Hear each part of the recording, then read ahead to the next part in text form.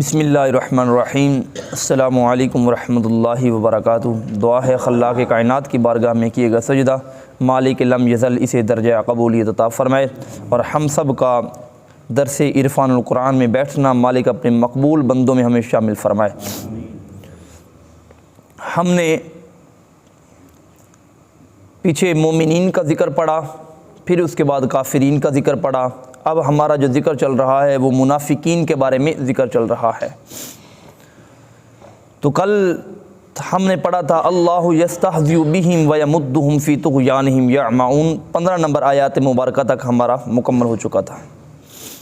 اس کے بعد اللہ رب العزت نے فرمایا اولئک الذین، یہ وہ لوگ ہیں نشترو جو خریدتے ہیں دلالہ گمراہی کو، اندھیرے کو ہدایت کے بدلے میں، فما ربحت تجارتہم، اور یہ ایسی تجارت ہے وما کانوا مہتدین، اور یہ کبھی ہدایت نہیں پائیں گے، اس تجارت میں وہ ہمیشہ گھاٹے والے ہیں۔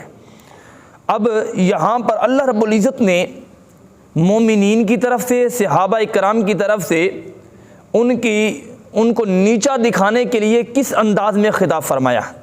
اللہ رب العزت نے فرمایا اولئک الذین، یہی وہ لوگ ہیں۔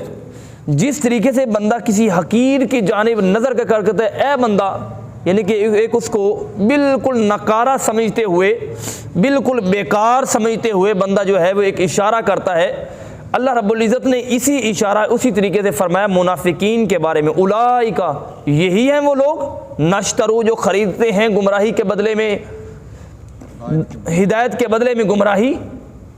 اب ہدایت کے بدلے میں گمراہی کے خریدنے سے مراد کیا ہے؟ ہدایت تو ان کے پاس تھی نہیں، یا تو ہوتے وہ مومن تو پھر تو تھا جو اگر ہدایت کے بدلے میں وہ گمراہی خریدتے، وہ تو تھے ہی منافق۔ یہاں پر امام عینی رحمۃ اللہ علیہ نے لکھا ہے اس سے مراد 4 اقسام کے لوگ ہیں۔ پہلی اقسام کے مراد وہ لوگ جو خالص مومن ہونے کے بعد پھر جو ہے وہ کافر ہو گئے، مرتد ہو گئے، گویا کہ انہوں نے ہدایت کے بدلے میں گمراہی کو خرید لیا۔ پھر فرمایا اس سے مراد وہ لوگ کہ جنہوں نے سب کچھ دیکھا، ہدایت کے رستے دیکھے، ہدایت کے دروازے دیکھے، ہدایت کا ابھرتا ہوا سورج دیکھا، سب کچھ ہدایت والا وہ بلند پرچم دیکھا، مگر اس کے باوجود انہوں نے گمراہی کو اپنے گلے سے لگا لیا۔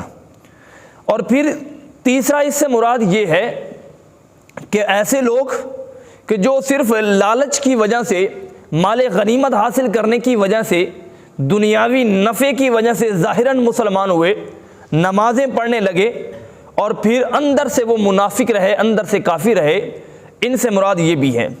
چوتھا یہاں پر یہ کہ جب مسلمانوں پر ہلکی سی کوئی مصیبت آنے لگی، ہلکی سی کوئی آزمائش میں مبتلا ہونے لگے، جب وہ ہلکی سی مثال کے طور پر جنگ کی طرف بلایا جانے لگا، تو اس وقت انہوں نے منہ موڑ کر اپنے کافروں کی جانب کر لیا کہ جب ان پر یہ سختی عذاب ٹلے گا تو ہم اس وقت پھر جو ہے دوبارہ اس جانب آ جائیں گے۔ اللہ رب العزت نے فرمایا یہی ہیں وہ لوگ، یہی 4 قسم کے وہ لوگ ہیں جو ہدایت کے بدلے میں گمراہی خرید رہے ہیں۔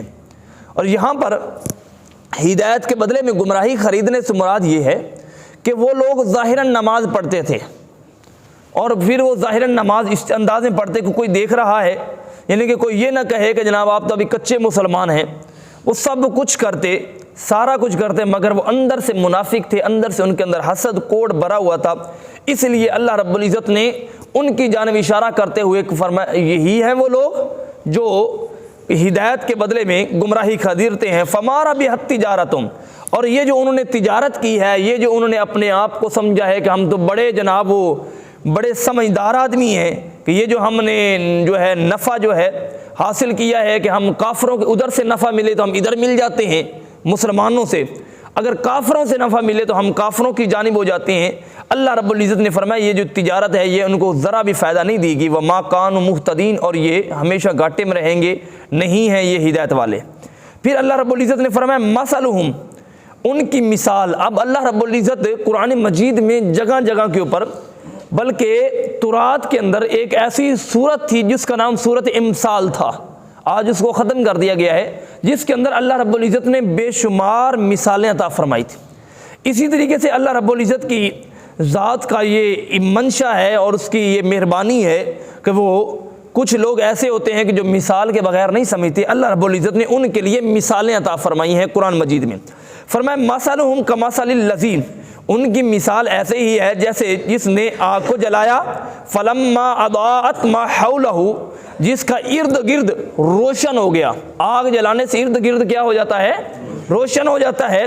پھر اللہ رب العزت ذہب اللہ بنورہم، پھر ان کا نور اس روشنی کو لے گیا اور ان کے لیے کیا چھوڑا؟ فی ترکہم فی ظلمات، ان کے لیے اندھیرا چھوڑ دیا. لا یبصرون، اب وہ نہیں دیکھتے. اس کے اندر مولانا روم رحمۃ اللہ علیہ نے اس کی حکایت لکھتے ہوئے کہتے ہیں کہ اس کی مثال ایسے ہے کہ جیسے ایک بندہ جنگل میں تھا تو اس نے لکڑیاں اکٹھی کی، اکٹھی کرتے کرتے کرتے وہ تھک، شام کو جب ساریاں لکڑیاں اکٹھی کر کے شام کو اب اس کا یہ ارادہ تھا کہ رات جب ہو جائے گی تو میں اس سے روشنی بھی حاصل کروں گا اور جنت کا یعنی کہ جنگل کا ماحول ہے، درندوں سے میں پناہ بھی حاصل کروں گا، کوئی درندہ میری طرف نہیں آ پائے گا. تیسرا میں اس سے گرمی حاصل کروں گا، یعنی کہ چوتھا اگر اس پر کوئی چیز کھانی پکانی مجھے پڑ جائے تو میں کھا پکا بھی لیا کروں گا. یہ اس کے 4-5 مشن تھے جو بندہ جنگل میں جس نے لکڑیاں اکٹھی. جب اس نے ساری محنت کر لی، خشک لکڑیاں اکٹھی کر لی، ان کو یعنی کہ کاٹ لیا، ان کو جوڑ لیا، آگ جل گئی. اتنی آگ جل گئی کہ ارد گرد کا ماحول روشن ہو گیا، یعنی کہ چاروں طرف جنگل میں روشنی پھیل گئی.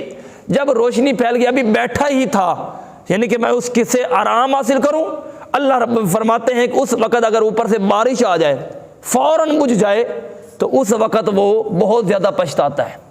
اسی طریقے سے کافروں کی اور منافقوں کی مثال بیان کرتے ہوئے اللہ رب العزت نے فرمایا، اب دیکھیے آیت مبارکہ کو دیکھیے، توجہ کیجیے گا. مثلہم، ان کی مثال ایسے ہے کمثل الذی استوقد نارا، ان لوگوں کی ہے جنہوں نے آگ کو جلایا. فلما اضاءت، پھر ارد گرد کا ماحول روشن ہو گیا. ذہب اللہ بنورہم، تو اللہ رب العزت نے ان کا نور اچک لیا، ان کا نور لے لیا. ذہابہ کا معنی ہوتا ہے ایسی چیز کا چلے جانا کہ جو چیز پلٹ کے نہ آئے، یعنی کہ جس کا نور اللہ رب العزت لے جائے اس کا نور کوئی اور دے سکتا نہیں ہے. وہ کیویں کہندے نے کہ اللہ بندے دا ماریا اٹھ پیندا ہے، اللہ دا ماریا کدی اٹھدا نہیں. اللہ رب العزت نے ذہب اللہ بنورہم، ان کے دلوں کا جو نور ہے اس انداز میں ختم کیا کہ اب وہ ساری زندگی جتنا مرضی ٹل لگا لیں، جب رب کسی کا نور کے دروازے بند کر دیتا ہے کوئی کسی کا دروازہ کھول سکتا نہیں ہے. وَتَرَكَهُمْ فِي ظُلُمَاتٍ لَا يُبْصِرُونَ، اور رب فرماتا ہے کہ میں نے انہیں چھوڑ دیا ہے، میں نے انہیں چھوڑ دیا ہے. کس میں؟ اندھیرے میں. اور وہ اندھیرا کوئی عام اندھیرا نہیں، بلکہ وہ ایسا اندھیرا ہے لا یبصرون، جس میں وہ دیکھ پائیں گے نہیں، ان کو نظر نہیں آئے گا. اب یہاں پر اس سے مراد کیا ہے؟ ان کے نظر آنے سے مراد یہ ہے کہ ایک اس کی مثال ایسے ہے کہ ایک بندے نے، مولانا روم رحمۃ اللہ علیہ نے بھی یہ مثال لکھی ہے کہ ایک بندہ مثال کے طور پر جنگل کے اندر چلا گیا یا بیابان یا صحرا کے اندر چلا گیا. اس کا ارادہ تھا کہ میں باز کی جو ہے باز کا شکار کروں. اس نے تیر لے لیے، اپنے تھیلے میں بھر لیے تاکہ میں باز کا شکار کر سکوں. اب وہ باز اس نے دیکھا رستے میں، یعنی کہ دھوپ تھی، تو باز اس نے دیکھا کہ میں باز کے اوپر تیر چلاؤں. اب جہاں باز کا سایہ پڑ رہا تھا نیچے زمین کی جانب، اب اس نے سارے تیر ادھر سائے کے اوپر چلانے شروع کر دیے. سارے تیر کہاں چلائے؟ سائے کے اوپر، اوپر نہیں، آسمان کی طرف نہیں بلکہ زمین کی طرف. سارے تیر ختم ہو گئے. واپس آ گیا. جب وہ واپس آیا تو دوستوں سے کہنے لگا کہ یار میں نے تو اتنے تیر مارے ہیں، باز پھر بھی ہاتھ نہیں آیا. دوستوں نے کہا کہ تم اصل باز کو چھوڑ کر تم اس کے سائے کی جانب لپکتے رہے. جب تک تم سائے کی جانب رہتے تم ہمیشہ محروم رہتے. مولانا روم رحمۃ اللہ علیہ مثال فرماتے ہیں اس کی مثال ان منافقوں کی ہے کہ انہوں نے اصل ایمان کو چھوڑ کر دنیاوی نفع حاصل کیا، اصل دین کو چھوڑ کر، اصل اخلاص کو چھوڑ کر، اصل نبی کو چھوڑ کر، مصطفیٰ کی شریعت کو چھوڑ کر، اخلاص کو چھوڑ کر، تقوی کو چھوڑ کر، یہ ساری دولتیں چھوڑ کر، اصل یعنی کہ چیز کو چھوڑ کر دنیاوی چند ٹکوں کے لیے وہ ان کے سامنے سجدہ کرتے رہے مگر خدائے حقیقی کی جانب ایک مرتبہ بھی دل سے نہ جھکے۔ اللہ رب العزت نے فرمایا ان کی مثال ایسے ہے فی ظلمات لا یبصرون، جیسے کہ انہیں اندھیرے میں چھوڑ دیا گیا ہو۔ پھر فرمایا آخری آیت مبارکہ آج کی، صم بکم عمی، فرمایا یہ گونگے بھی ہیں، یہ بہرے بھی ہیں، ان کے صم گونگے بھی ہیں، بہرے بھی ہیں اور اندھے بھی ہیں، فہم لا یرجعون، اور پھر یہ وہ یرجعون کہتے ہیں کہ نہ پلٹنے والے کو، رجوع نہ کرنے والے کو، رجع نہ کرنے والے کو۔ اور پھر یہ ایسے ہیں کہ یہ اب گونگے بھی ہو چکے ہیں، اب یہ بہرے بھی ہو چکے ہیں، اب یہ اندھے بھی ہو چکے ہیں، پھر یہ کبھی اب واپس پلٹ کے نہیں آ سکتے۔ اب یہاں پر ایک اور آیت مبارکہ بھی فٹ ہوتی ہے، ختم اللہ علی قلوبہم، یا ختم صم ختم بکم ختم عمی، یعنی کہ ان کے آنکھوں پر بھی مہر، ان کے دلوں پر بھی مہر، ان کے ظاہری ہر چیز، کان پر، ہر چیز پر اللہ رب العزت نے مہر کو لگا دیا ہے، اور وہ مہر بھی ایسی لگائی لا یرجعون، اب وہ پلٹ کے نہیں آئیں گے۔ یہ مثال تھی ان لوگوں کی، یہ وہ لوگ اندھے ہوتے ہیں، وہ لوگ گونگے ہوتے ہیں، وہ لوگ بہرے ہوتے ہیں کہ جو دل میں منافقت رکھتے ہیں۔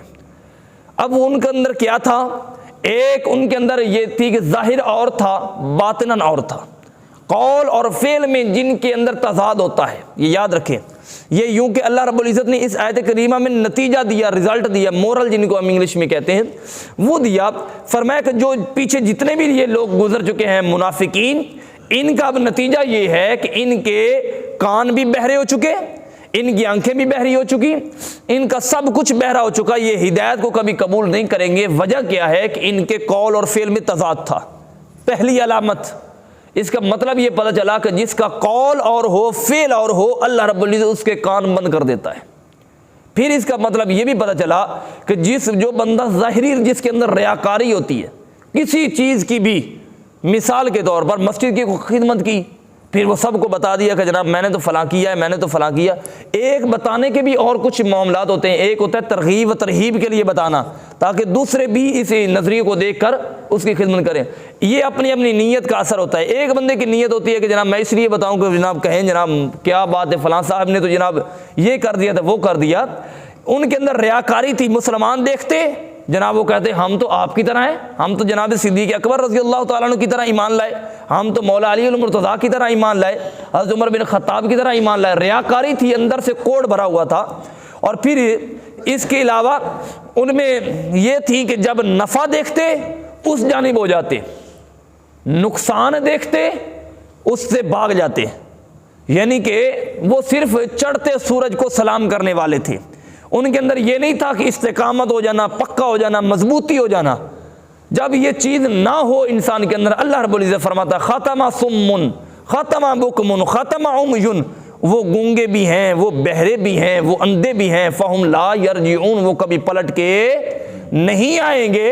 وجہ کیا ہے؟ ان کے اندر یہ علامات پائی جاتی ہیں۔ اللہ رب العزت ہم سب کو سمجھنے کی توفیق عطا فرمائے اور ان